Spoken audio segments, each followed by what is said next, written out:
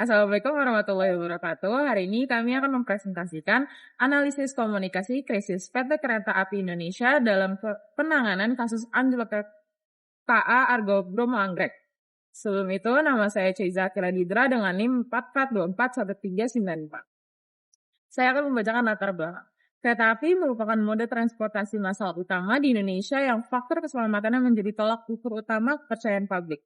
Insiden anjloknya KA Argo Bromo Anggrek pada 1 Agustus pada tahun 2025 di stasiun Pengaden Baru menjadi sorotan besar media karena mengancam keamanan penumpang serta kelancaran aktivitas ekonomi. Di era digital, insiden fisik seperti ini dengan cepat berkembang menjadi krisis opini publik yang menuntut transparansi dan kecepatan informasi dari PT Kereta Api Indonesia atau PT KAI. Penanganan krisis tersebut tidak hanya memerlukan tindakan teknis evakuasi, tetapi juga strategi komunikasi yang etis melalui penyampaian informasi yang jujur, empati, dan akuntabel. Sebagai penyedia layanan publik, PT KAI memiliki tanggung jawab moral untuk memberikan kepastian kepada masyarakat guna meredam kepanikan. Berdasarkan fenomena ini, analisis kelompok memfokuskan pada sejauh mana langkah komunikasi dan media relation PT KAI selaras dengan prinsip etika profesi public relation dalam menjaga reputasi dan memulihkan kepercayaan publik pasca krisis. Rumusan masalahnya di sini yang pertama adalah bagaimana strategi komunikasi krisis PT KAI dalam menangani insiden anjloknya KA Argo Bromo Anggrek. Yang kedua, sejauh mana langkah komunikasi tersebut memenuhi standar etika profesi PR dalam aspek transparansi dan tanggung jawab kepada publik. Selanjutnya adalah tujuan penulisan. Yang pertama adalah menganalisis efektivitas langkah komunikasi krisis PT KAI di berbagai kanal media. Yang kedua adalah mengevaluasi penerapan kode etik profesi dalam tindakan nyata dan perusahaan saat menghadapi krisis dan masyarakat yang terdampak. Nama saya Revalia Karen Lekahena dengan NIM 441615. Saya akan membacakan bab 2 kajian teoritis. Etika dan tanggung jawab profesi. Etika sebagai cabang filsafat sistematis membahas moralitas mengenai hal baik buruk dan benar salah pada tindakan manusia. Dalam profesi public relation, etika menuntut praktisi untuk mencari kebenaran hakiki dan bukan sekedar memanipulasi informasi. Pada kasus PT KAI, penerapan etika diuji melalui bagaimana perusahaan memenuhi apa yang seharusnya dikerjakan. Atau etika menurut Immanuel Kant saat menghadapi krisis yang mengancam keselamatan publik. Yang kedua, manajemen komunikasi krisis. Manajemen krisis melibatkan proses identifikasi, isolasi, dan strategi menghadapi krisis. Dari perspektif etika komunikasi, media memiliki kekuasaan besar yang dapat memanipulasi audiens sehingga PT KAI wajib menerapkan etika untuk melindungi publik yang lemah melalui pemberian informasi yang benar dan tidak menyesatkan. Hal ini selaras dengan dimensi aksi komunikasi yang menekankan pada kesadaran moral dan nurani komunikator. Lalu yang ketiga, etika komunikator dalam krisis, etos, patos, dan logos. Pimpinan perusahaan yang bertindak sebagai komunikator saat krisis harus memiliki kualifikasi etis berdasarkan teori Effendi. Yang pertama, etos atau kredibilitas. PT KAI membangun source credibility dengan menunjuk juru bicara tunggal dan keterlibatan langsung direktur utama untuk memberikan pernyataan resmi. Hal ini menunjukkan keahlian dan kewibawaan dalam menguasai masalah. Lalu yang kedua, patos atau emosional ditunjukkan melalui komunikasi empatik dan permohonan maaf secara tulus atau membungkuk kepada publik yang bertujuan membangkitkan emosi positif dan kepercayaan khalayak. Lalu yang ketiga, logos atau logis, penyampaian data teknis mengenai proses evakuasi, rekayasa jalur, dan skema refund tiket secara sistematis dan argumentatif agar dapat diterima oleh nalar publik. Lalu selanjutnya bab 3, metode penelitian. Metode analisis. Penelitian ini menggunakan metode deskriptif kualitatif. Dengan pendekatan studi kasus, metode ini dipilih untuk memberikan gambaran secara mendalam dan sistematis mengenai fenomena komunikasi krisis yang terjadi pada PT Kereta Api Indonesia atau PT KAI. Melalui pendekatan ini, kelompok melakukan analisis terhadap tindakan, pernyataan resmi, dan kebijakan perusahaan guna mengevaluasi sejauh mana prinsip ketika profesi public relation diimplementasikan dalam situasi darurat. Lalu sumber data yang digunakan dalam laporan ini berasal dari sumber data sekunder yang dikumpulkan melalui metode dokumentasi dan observasi media, antara lain yang pertama media sosial resmi observasi terhadap akun Instagram @kai121_ untuk melihat pola penyampaian pesan, kecepatan update, dan interaksi dengan publik. Yang kedua, media massa elektronik atau online, merujuk pada pemberitaan dari kanal berita nasional seperti Kumparan dan Tribun News untuk melihat persepsi publik dan dokumentasi konferensi pers Direktur Utama PT KAI. Lalu yang ketiga, materi perkuliahan menggunakan materi 0341 pertemuan 1 hingga 0341 pertemuan 5 sebagai landasan teoritis etika komunikasi dan filsafat etika untuk membedah kasus. Lalu bab 4 pembahasan 4.1 krisis dan penanganannya, mengidentifikasi krisis. Pada insiden anjloknya kereta api Argo Bromo Anggrek, proses identifikasi krisis dimulai segera setelah laporan pertama mengenai kecelakaan diterima dari petugas lapangan. Kejadian tersebut berlangsung pada Jumat 1 Agustus 2025 pukul 15.47 WIB di emplasemen Stasiun Pegadaian Baru, Kabupaten Subang, Jawa Barat. Informasi awal mengenai anjlokan langsung menandai adanya potensi gangguan besar pada operasional kereta api dan keselamatan penumpang, sehingga PT KAI harus bergerak cepat mengidentifikasi tingkat keparahan dan skala risiko dari insiden tersebut. Lalu mengisolasi krisis. Dalam situasi krisis seperti anjloknya KA Argo Bromo Anggrek, media sosial menjadi alat komunikasi yang sangat penting untuk menjangkau masyarakat secara cepat. Di antara seluruh platform media sosial resmi PT KAI, Instagram menjadi kanal dengan tingkat interaksi tertinggi dan paling efektif untuk penyebaran informasi darurat.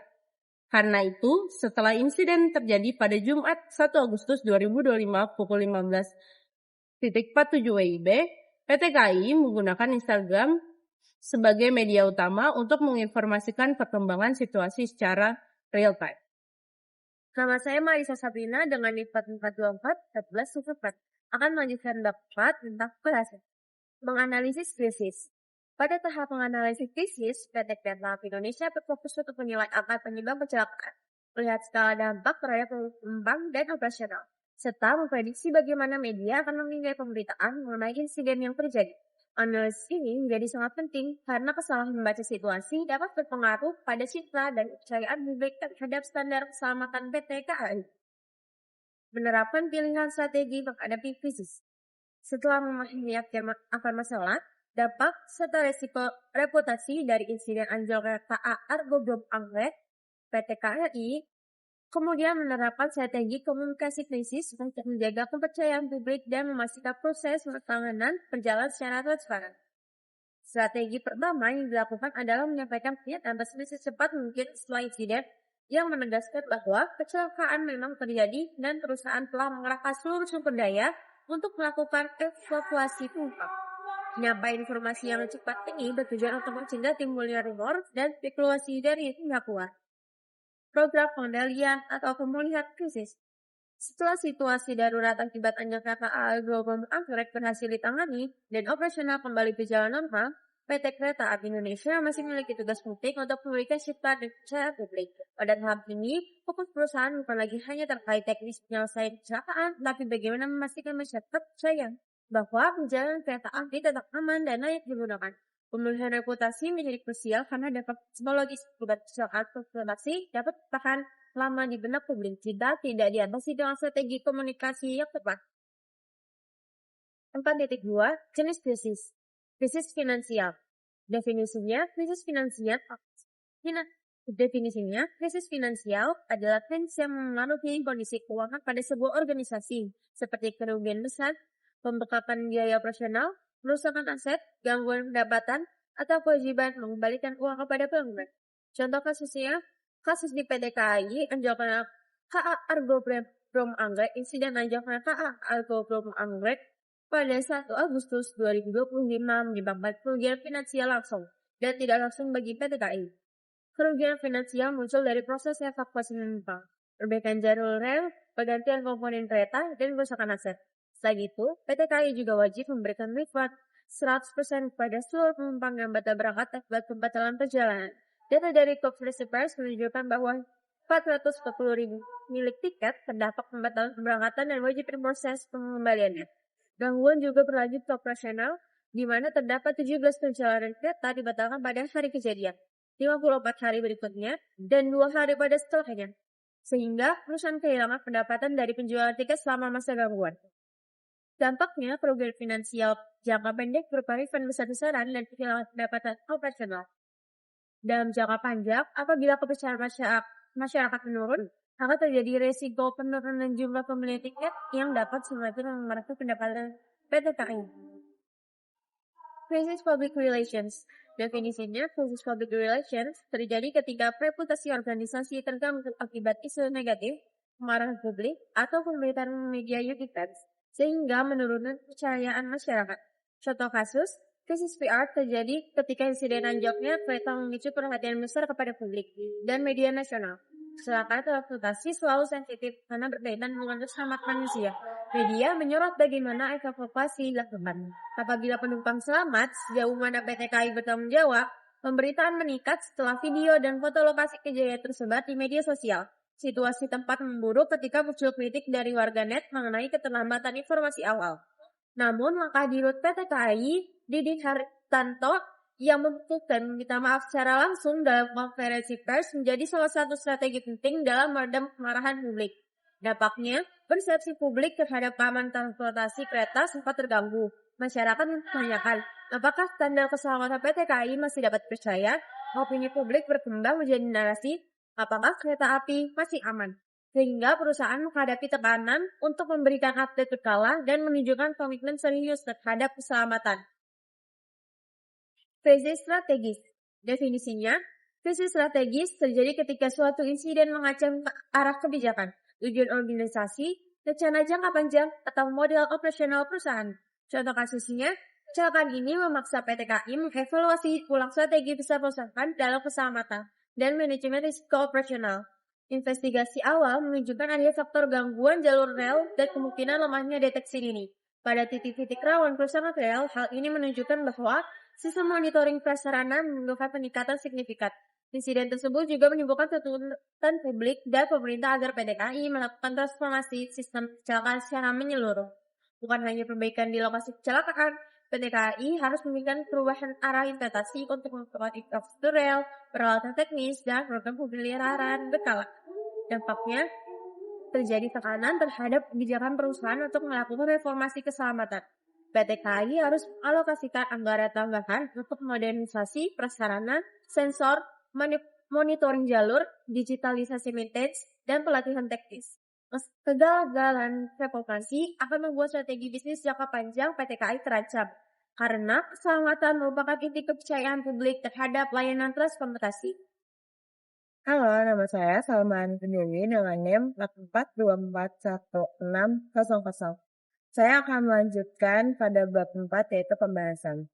Selanjutnya, ada rencana komunikasi dalam krisis. Publisitas negatif dapat merusak reputasi perusahaan, sehingga organisasi harus memiliki rencana komunikasi krisis yang disiapkan sebelum krisis terjadi. Dalam kasus anjloknya KA Argo Brom Anggrek, PT KAI menerapkan strategi komunikasi krisis untuk mengendalikan pemberitaan media, meredam rumor, dan memastikan masyarakat menerima informasi resmi yang terpercaya. PT KAI juga menunjuk Direktur Utama sebagai pusat pernyataan publik serta membentuk tim operasional krisis yang bertugas mengumpulkan dan memverifikasi informasi agar tidak terjadi perbedaan narasi antara lapangan dan manajemen pusat. Setelah kecelakaan terjadi, PT KAI melakukan penilaian cepat terkait dampak insiden terhadap penumpang, sarana, dan perjalanan kereta lainnya. Fokus utama komunikasi publik diarahkan pada keselamatan penumpang, proses evakuasi, dan pemulihan layanan. Seluruh departemen seperti operasional, keselamatan, pelayanan pelanggan, dan humas bekerja dalam satu koordinasi agar proses penanganan dan komunikasi publik berjalan dengan selaras. Dalam pelaksanaan komunikasi krisis, PT KAI menetapkan juru bicara resmi untuk menjaga konsistensi informasi kepada media.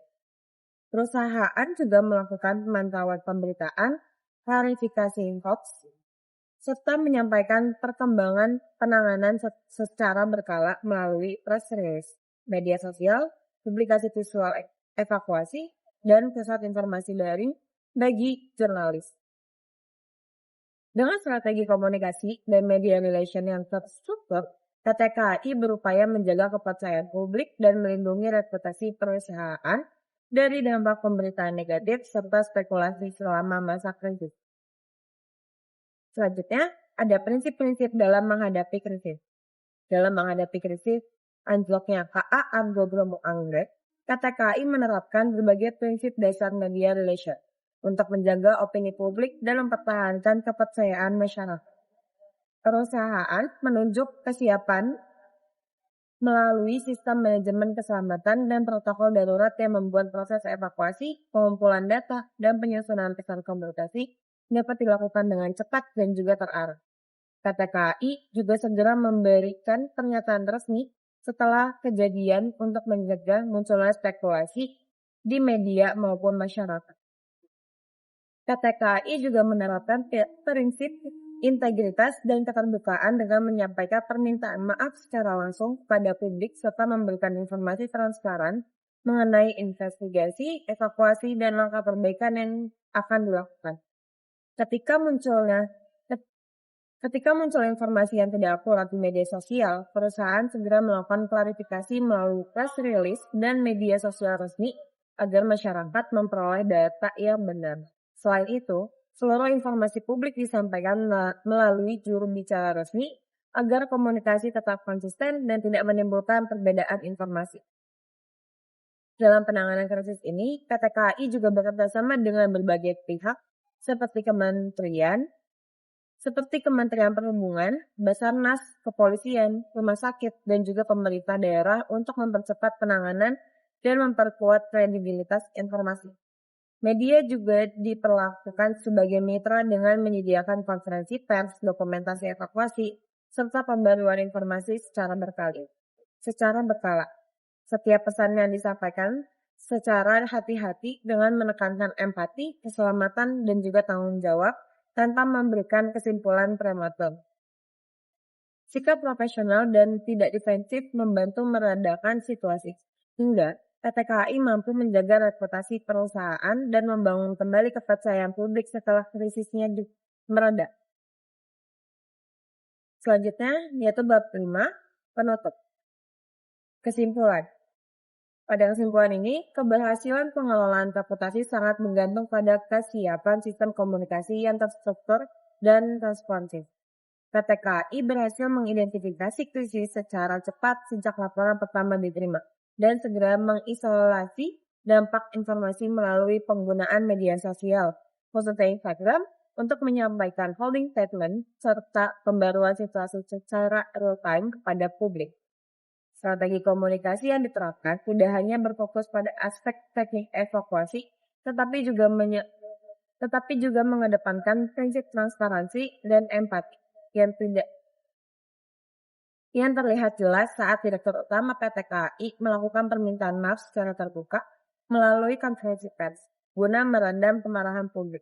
Selain itu, koordinasi yang solid antara tim public relation dengan pemangku kepentingan seperti Kementerian Perhubungan dan media massa memastikan bahwa informasi yang beredar tetap akurat, dan meminimalkan penyebaran spekulasi negatif.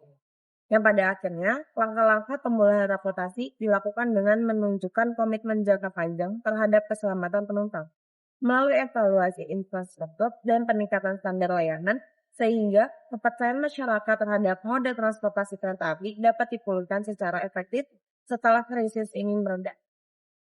Yang terakhir, yaitu saran. Yang pertama, PT KAI perlu memanfaatkan alat analisis percakapan daring secara lebih intensif untuk mendeteksi rumor dan tren negatif di media sosial sebelum berkembang menjadi krisis besar. Yang kedua, perusahaan disarankan melakukan evaluasi dan pembaruan terhadap daftar kontak media serta kebijakan media relation setidaknya setiap 6 bulan sekali agar tetap relevan dengan dinamika industri media. Yang ketiga, latihan simulasi konferensi pers dan media training bagi penjabat perusahaan harus dilakukan secara rutin untuk mengasah kemampuan komunikasi empatik dan stabilitas pesan di bawah tekanan media. Yang terakhir, memastikan alur informasi dari petugas lapangan, pusat kendali, hingga tim humas berjalan selaras tanpa hambatan birokrasi agar pernyataan resmi dapat dirilis dalam waktu kurang dari 1 jam setelah insiden. Sekian penjelasan dari kelompok kami, kurang lebihnya mohon maaf. Wassalamualaikum warahmatullahi wabarakatuh.